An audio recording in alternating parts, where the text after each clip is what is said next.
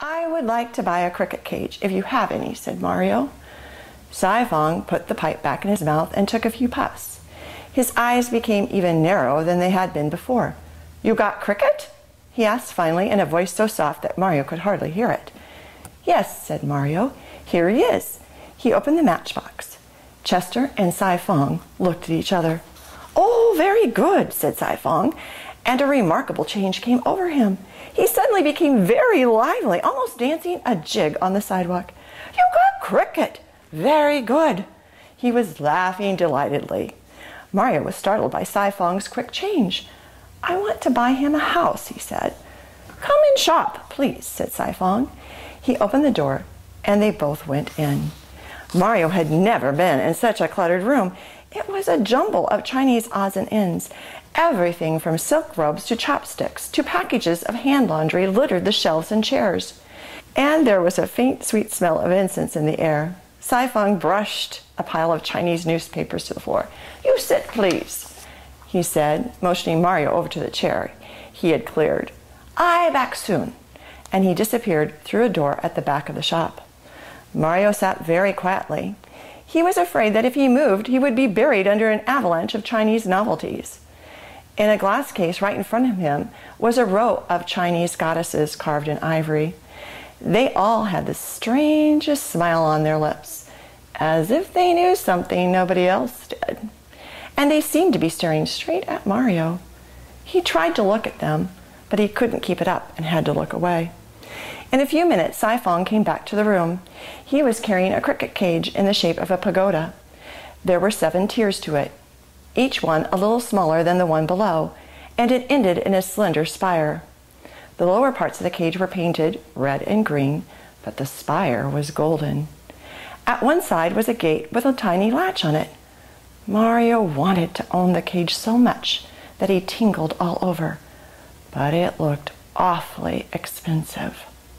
Sai-Fong held up the first finger of his right hand and said solemnly, "This very ancient cricket cage.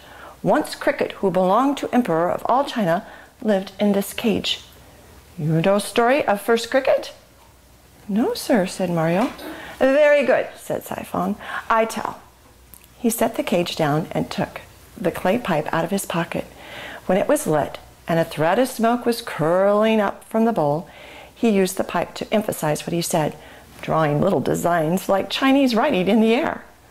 "Long ago, in beginning of time, there were no crickets, but was very wise man who knew all things. This man had name Hai Sha and spoke only truth. All secrets open to him. He knew thoughts of animals and men. He knew desire of flower and tree. He knew destiny of sun and stars.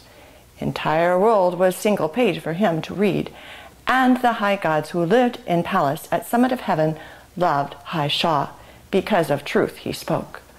Now from many lands came men to hear their fate from Hai Sha. To one he say, 'You very good man, live long as cedar tree on mountainside.' To other he said, 'You wicked man, die soon, goodbye.' But to all men Hai Sha speak only truth. Of course wicked men most unhappy when hear what Hai Sha say. They think, 'I wicked man, now everyone know how wicked I am.' So altogether wicked men decide to kill Hai Sha. Hai Sha know very well they want kill him. He know everything, but he not care.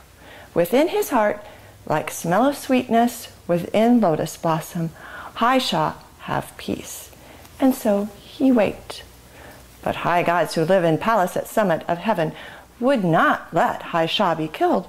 More precious to them than kings was this one man who spoke only truth. So the wicked men raised swords above Hai Sha. High gods change him into cricket. And man who spoke only truth and knew all things now sings songs that no man understands and all men love. But high gods understand and smile. For to them, beautiful song of cricket is song of one who still speaks truth and knows all things." Sai-Fong stopped speaking and smoked his pipe silently. Mario sat still too, looking at the cricket cage. He was thinking about the story and how much he wanted the cage. In his matchbox, Chester Cricket had listened carefully. He was very touched by the tale of High Shaw. Of course, he couldn't tell if it was true, but he sort of believed it, because he personally had always thought that there was more to his song than just chirping. As usual, when he didn't know what else to do, he rubbed one wing across the other. A single clear note sounded in the shop. Sai Fong lifted his head. A smile curled up at the ends of his ancient lips. "Ah, so," he whispered, "Cricket has understood." He puffed a few more times. Mario wanted to ask him how much the cage cost, but he was afraid to. "Because this cricket's so remarkable," said Sai Fong, "I sell cage for 15 cents. Mario sighed with relief. He could afford that. In his pocket, he found a nickel and a dime, all that was left of his weekly allowance, which was a quarter. "I'll take it, Mr. Fong," he said, and handed Sai Fong the money. "I also make present free," said Sai Fong. He went behind the counter and took a little bell, no bigger than a honeybee, out of a drawer.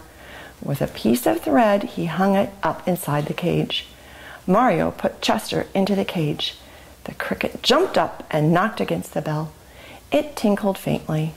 "Sound like little spell in Silver Temple, far off in Yangtze River," said Sai Fong.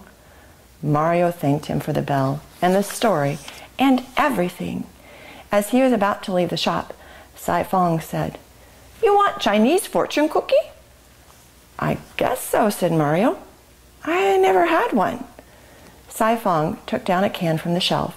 It was full of fortune cookies, thin wafers that had been folded so there was an airspace in each one. Mario bit into a cookie and found a piece of paper inside. He read what it said out loud. "Good luck is coming your way. Be ready." "Ha-hee!" laughed Sai Fong. 2 high notes of joy. "Very good advice. You go now. Always be ready for happiness. Goodbye." Thank you for joining me in Chapter 6. Be sure to stay tuned for Chapter 7.